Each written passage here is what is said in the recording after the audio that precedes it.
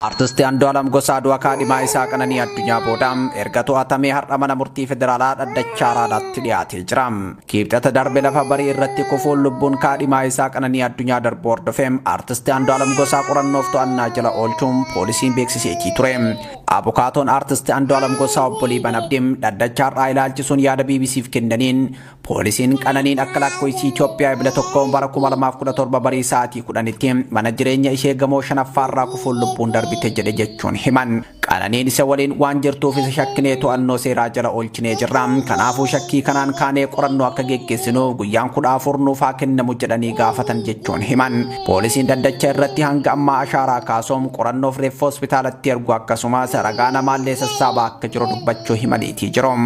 Amma suuraa galmee walitti qabsiisuuf jecha ragaa namootaa fudhachuuf hanga qorannoo reeffaa dhufuu qorannoo waan goonuuf qorannoo guyyoota 14 gaafachuu dubbatan. Abukaatoon artisti Andu'aalam Gosaa ammoo shakkiin poolisiin dhiyeesse sirrii miti jechuun mormanii jiru. Waliin jiraachuu malee gidduu isaaniitti rakkoon homaatu akka hin jirreem guyyaa sanis nagaan oolanii isheen fotoo ka'am. Innis hiriyoota isaa waliin konsertiidhaaf qophaa'aa tureem nagaan oolanii galgala gara manaa akka galan waldhabbiin homaatu jidduu akka hin jirre erga soomni hiikamee booda jaarsummaa ergee fuudhuudhaaf walii galanii qophiirra akka turan. Poolisiinis kuftee argamte jedhe malee inni akka kuffisee inni akka darbate wanti argisiise waan hin jirreef haala amma jiruun aadde Qananiin of ajjeesuu ishee malee nama biraatiin duun ishee waan irra hin gaamneef wabiin akka ba'u gaafatu miidiyaatti himaniitii jiru. Dabalataan artisti Andu'aalam teessoo gahaa waan qabuuf yeroo barbaadametti dhufuu waan danda'uuf ammas gaddarra jiraan bahee gadda isaa akka ibsatu mirgi wabii isaa akka eeggamuun gaafannee jedhan. Haa ta'u malee manni murtii gaafii mirgaa wabiin gadhiifamuun akka dideem himaniitii jiru. Amma jechaan waan shakkameef yeroodhaaf mirga wabii isaa hin ilaalu. Lammaffaa ammoo Qananiin ofii of ajjeeftee lafaan dhooftee duutee reenfachii kaasu malee poolisiinis waan biraa waan hin ibsineef yeroo barbaadametti dhufa waan ta'eef gadhiisaa isa jedhu hime kaleessa jechuudha. Kaleessa garuu manni murtii dhaddachaa jechuudha. Gadi hin dhiifnu ammas akkuma duraatti hidhamee guyyaan 14 nuuf haa kennamu. Ammas qorannoo namootarraas haala hundumaan hin qorannaa isa jedhamudha malee hin baane achuma jiranne jechuudha. Hin baane achuma jira. Garuu duraan har'atti ture waan ta'e baame yookiin mirga wabiitiin ba'uu tureeyyuu gin ammas guyyaan 14 nuuf haa kennu inni baafatan isaan jechuudha seera mataa isaanii. Kanaaf dhugaan bahin jiru wanti mul'ate hin jiru wanti kanallee jedhanii gadi dhiisan tokko hin jiru. Amma miidiyaarra dhugaa waaqana yeroo tokko na boocisa kanaafan dafee gadhiisa dhugaa dubbachuudhaaf maaliif seetanii namoonni tokko kono dhaggeeffadha seeran viidiyoo amma dhuma dhugaan Qananii gadi bahe. Wanti kana amee gadi bahe tun jiru mar'aatti jechuudha. Kan seeranis qorate kan maaliinis jedhee jechuudha. Lammaffaa amma kaleessa mana murtiitti kan jedhanii Qananiin du'uun ishii herga mana jiraate yeroo ishiin duutu harka keessaa qabaa jedhan warri iddoo seeraa warri seeraa jechuudha. Abukaatoon garri waan keessaa qabuun qabu gaaf sanaa wajjin mana suuraa hoolanii galanii somaa rakkina tokko hin qabne gaala isaanii keessa rakkinni jiru. Akkuma garuu wanti hundi beekamaadha. Nuti amma mucaan kun nama waan ta'eef anammaa tasa waan hin keessaa hin qabne tokko tasa yoo wanta akkanaa too na mudate otoo hin goote jedhanii akka inni na mudate umaa gochuu hin danda'u lubbuu qulqulluudha wixxifata namni. Garuu yoo harka isaa kanaan mucaa kana miidhuu baate yoo harka isaa kun mutuurra jiraachuu baate kuniinsam turre jiraachuu haqqiinu ashaaraan kun du'a ishii sanarra jiraachuu baate silaa waan gaaf sana jiru maaf hin himnedha. Tokko kilooreeksii fuutee dhuddee tarkaa fuunee obboleettii faana jedhama jiru. Isa kana eenyutu arge? Isa riippoortii godhee miidiyaa irraa ismaan fuudhin. Lam erga kilooreeksii dhuddee jechuu dhuguudha kaatee harkaa fuudhanii maaf taa'anii hin eegne guyyichi gaaf sana akka jijjiiramu. Hinno abbaa manaati, hinno misxiraanyaan, hinno nama garaati, rakkinni sarraa isa ishii mudate. Isheerra darbee amma lubbuu ishii dabarsutti maal eega kan qoratee hin beekne. Nama wajjin galuu isin jedhee miti waliin kireeffatanii. Yoo adaada feenyuu miti kan walitti hin galan. Haadha manaaf abbaa nama qaama tokko. Hubarra buutee beekuu qaba waan ta'e. Ishi rakkoo nama kana toonni bukkee jiru rakkoo nama kana lubbuu ishii irratti ofuma ishiitti of ajjeeftu. Ofirratti fudhachuu barbaachise maalinniidha baasuu qaba inni bakka waan ta'e. Rakkina jiru. rakkina qaba hin qaba dhugaa waaqan qaba maaliif hin qabne seetani harka kanaan ashaaraan kun irra hin jiraatin du'a ishiirra malee dhimmi ishee ajjeese jira dhimmi ishee ajjeese rakkoon jira maaf hin himnes hin beeku yoo jedhamu abbaa manaa faadha manaa akkamitti wallaala. Akkamitti namni kun qulqulluudha jedhama nama wajjin galu rakkina ishee amma ishiin lubboof baaftuuf darbatutti irra ga'e kana maaf beeku wallaala isuma haa himu bakka ishiin ajjeesiin kanaadha ani kan hin haasa'u yeroo hundumaa jechuudha. Ishishumatu ajjeese yoo too jedhamee jechuudha. Kanaaf seerichis erga mana sana keessa jiraate yeroo ishiin of ajjeeftu harka keessaa qabaa jedhama. Akkas jedhan amma kaleessa jechuudha isaan. Harka keessaa qaba yeroo ishiin of ajjeeftu kanarra dhimmicha keessaa harka qabaa jechuudha. Yoo of ajjeesuu baate sababa duuteef waan duuteef yookiin aarsee yookiin dhimmi biraa aarsee yookiin waan ta'e garuu haa qabaattu jira beekaa dhimma keessaa qabaan isaadha jechuudha. Ammas guyyaan 14 nuuf haa kennamu hin qorannaa hin baasnu gadi dhiifnu xabaa'eenyudhaanii jedhan wabiidhaan. Inni xabaqaan immoo gad nuuf haa dhiifamu dhufa yeroo barbaadametti jedhame jechuudha.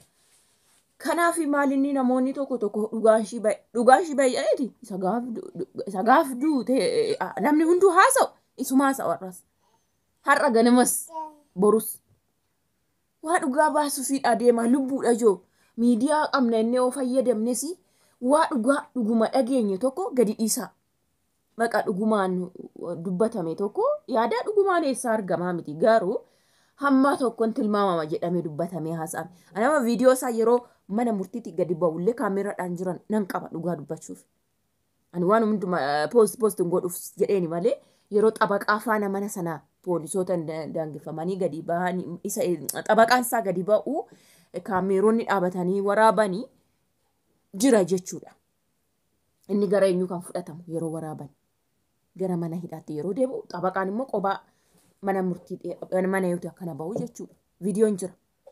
Garuu ani poostiin goones hin godhus.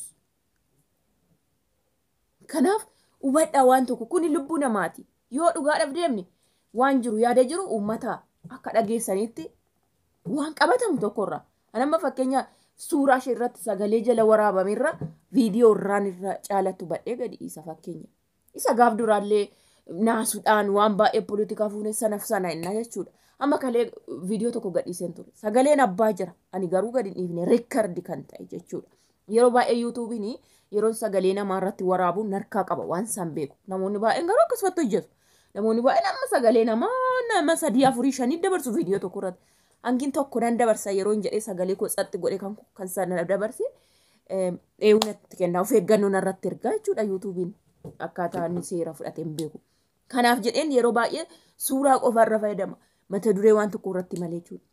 Abbaan ishee amma obboleettiin isheen obboleettiin jechuudha. Obboleessi abbaan yeroo sagalee bilbilamee gaafatanii ginumaa mucaan koo ofii ishiiti harka ishiitiin of ajjeesti jedha ginumaa tilmaamaas hin qabu hin gootus mucaan jedhe. Obboleettiin immoo maal jette ginuma otuma maal rakkatte eeme guyyaa tokko rakkina kana jette natti himne. Rakkina amma kana ishee of ajjeechisiisu otoo jiraatee natti himti. Obboleessoo wajjin haasofneet galgala gaafa sanaa amma saati jaarratti jedhenne immoo saati jaarratti sagalee obboleessa furdaa sanaa argitanii turtan. Obboleettiin immoo waanuma akka ishiin bareeddu iyyuu arguu dandeessu ishirra jirti. Abbaas argitan. Sagalee haadhaa qofaan dhageenya mar'aatti jechuudha waan ishiin dabarsite. Kanaaf waan dhageessan tokko irraallee gadi dhiisaa malee sin jettanii dhugaa nama bal'ee dhugaadhaaf deemama kun bar lubbuudha dhugaa waaqayyoo jiru lubbuu isaayyuu baduu hin qabne bakka dhaloota meeqaaf boru ta'uudha kan yoo ta'u. Kanaaf ijoolleen baay'een baay'ee lubbuu waan naan jettanii koomantii jala kaleessaa mana murtiitti ni dhiyaate jettaniifan jedhee gadi dhiisetti jalatti gaafi kana waan na gaafattaniifani isinii deebisee jechuudha ba'uun baane ammas guyyaan 14 hidhamee achuma ture qorannoon dabalataa akka kennamuudha. Duraan achuma ture yaadumaayyuu gadi dhiifamne mirgi wabiin eegamneefi jechuudha gaafa awwaalaa sanaan ala gaafa sana poolisootaan eegame awwaalee deebi'ee manuma hidhaa sana deebi'ee jechuudha. Kanaaf mucaan kun dhugaa haa qabaatu harka isaatiin hin ajjeesin garuu dhimma duuteef ni beeka. Anamma abbaan manaa koo abbaan manaa koo. Waanuma fedhee dhufkatee bar waanuma sanaan isa ga'u yoo ta'e naan dhoksu jechuudha. Dhiironni tokko tokko በጣም ማጥፎን ጅሩ ዋን ሁንዱም ሲትን ይመተናላ ዋን ተአን ዋን ጀዳን ምናምን jechuudha. Hamma fedhe yoo ta'e garuu sadarkaatti kun kanarra ofiin ga'u tokko yoo ta'e naan tuqaa jechuudha. Beekaa jechuudha. Yeroo dhiphatu yeroo cinqamu yeroo damazzazee taa'u hin beektu jechuudha. Mucaan kun immoo namni duraan fuulli ishii kolfaa guyyaa gammachuu maal har'annaa galtee of ajjeeftee maaliin ni dhimmishi. Maraatu miti duraan mucaan. Maraatu isaatti zittee axxee of ajjeeftee hin jedhamu. Maraatu soo taa'ee wajjin galaa isaatiitti ka'ee taa'ee eeguu qabadda maraatu jaalatee wajjin jiraate.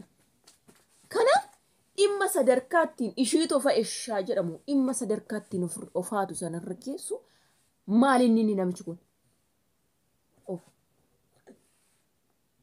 Inti zabanyaan annashin kushiina seentuun argine inni akkam baatu malee jedhamu haadha manaati. Nama taa'ee xinnaa guddaa waan hundumaa wajjin haasa'uu danda'udha.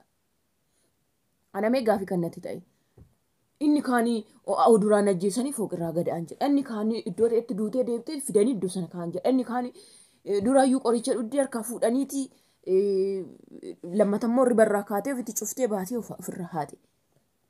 Hundisaa sirrii miti. Hundisaa sirrii miti jechuudha. Haalatti ajjeesanii fidanii achi kaa'anii hinnoo mana jira maal hojjata. Innaati mana deemte iddoo ta'e ajjeesanii fidanii as kaa'an. Wayyaati mana kun jirtu maal jedhe saati kudhatti duute silaayyuu. Maata mana jira silaa mana jiraachuu yataraa gaggaramu. Eshi. Ofiif ajjeesee ha'an yoo jedhame immoo maal jedhee taa'an innaa kama'eet amma ganama saatii 11tti kudhaniin booda kaasan reefficha jechuun hin duune innaan sanaa keessa jira lubbuun. Manatti ajjeesanoo akkamitti dakarratti immoo lubbuun ba'uu didee gana amma mana akimii geessanitti zimjeessa. Amma mana akimii geessanitti immoo akkamitti keessa taa'an. Manatti ajjeesanii gadaa'anii. Sadii cuftee ribarraa kaatee cufteetu kushiinaa ofaatee jedhama. Dura garuu kilooreksii dhuguudhaa itti of hirkaa fuutee. Ani toon kilooreksii dhuguudhaa wal fuudhee yaalee na bira jira. Obboleettiin na bira jirti. Yaalee narkaa fuudhan. Dhaqanii gittin godhanirraa fuu kurruufanii. Na heegu maali? Irritaa koo ishii akkanaan eeguu qabu. Amma gaaf sana saatiin sun darbooti. Maarafan amma ishiin dhattee utaalte kattee barri isa ciiftu kasaaqattee baatee dhattee kushiinaa saaxxee seentee cuftee amma balleessitu. Asiin cuftee amma kushiinaa amma maskooti saaxxeef darbatutti jalammaa kaatanii bu'in yookiin maaniyyiin. Innasun maaniyyiin ishiidha. Akka ishiin balbala cuftee beekuu maaniyyiin innaasan. Suruma kanuuf darbatte sagaltii ama kan namni beeketu 10 malee. Anti yoo na የተደበቀ እግዚአብሔር yeroo tokko dhugaan nama akkuma siiran dhokatutti jira dhokatee jechuudha. Kanaaf sagalee dhaggeeffattanii jirtu waan jedhame asirratti ani isinitti meeraa suuraa kalee yeroo inni gara maneedhaa seenu asimmoo abokaatoon gadi baa'u kaameroonni dhadhaabatanii waraaban isinitti agarsiisa jedheen ture garuu viidiyocha na dhoowwa TikTok eenyuun YouTube yeroo baay'ee waan na rakkisuu fi viidiyoo sana waan warningi natti kennuufin yeroo baay'ee post gochuu dhiisu jechuudha. Maafan akkaattu sagalee koo xaxxi jedhee ishii kana iddoo viidiyoo gubbaa kaasetanii ganaa yoo walitti dhuu idiit minaamina narkaa fagaata. Maaliif fuulduran sagalee kana yoon jedhee idiit gochuun dhaqaa jechuudha. Ani gani idiit godhus amma ganaa fuulduran kaa'u yeroo sana ganaa idiit gochuuf kan kuna jalaa gabaabbataa ganaan bal'isaa ganaan saayizii isaa minaamin isarra isa kana iddoon makaa'e isin dhageessisisee sana booda kanaafanii jechuudha. Haalli yuutuubii waa'ee ulfaatadha yoo beektanii malee yoo siraata isaa hunduma isaa beektanii malee jechuudha. Kanaafi dhugaadhaaf jecha waan poosti gootanis immoo qincaafi waan argattanillee dhugaarratti hundoofte yoo argattaniin ala zim jedhamee naasa'amin isa jedhu yaada. Waaqayyoon hunduma keessattuu dhugaa ishiin balleessinii yoo jaalate isiniin jechuu barbaada like share godhaa isiniin jedha. Waaqayyoon dhugaa kamuun balleessinii caalatte immoo kan ishiin balleessinii maaliif waan hin fakkaannedha waan ta'eef.